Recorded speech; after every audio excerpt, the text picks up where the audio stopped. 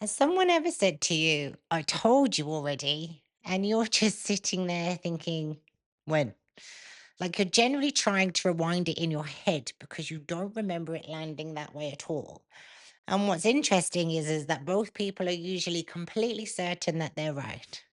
At home, it might be someone saying, I told you to book the car service. And you're thinking, you don't remember it being said like that. Or you thought it was just a conversation, not an instruction.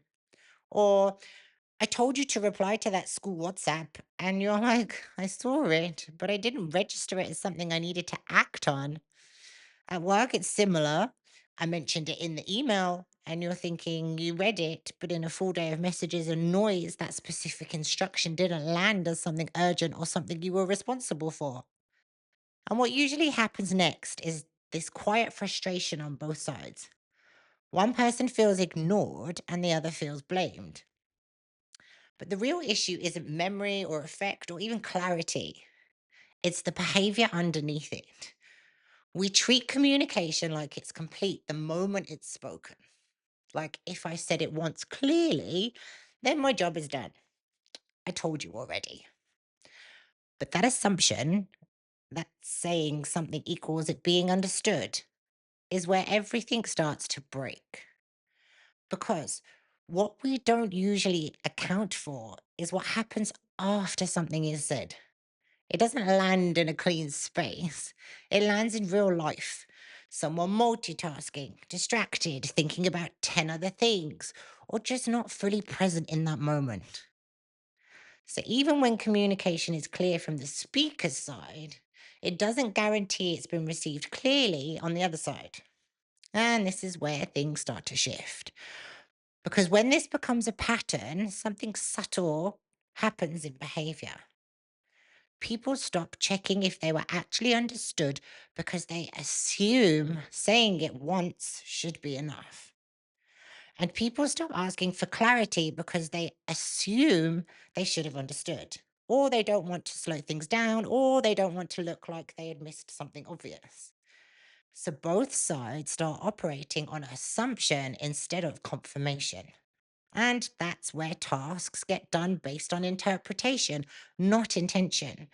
Instructions get slightly missed, slightly altered, slightly incomplete, and nobody sees the exact moment where it went wrong. And then the frustration builds. One side thinks, I keep saying it and it's still not happening. The other side thinks, I keep missing things I didn't even realize I missed.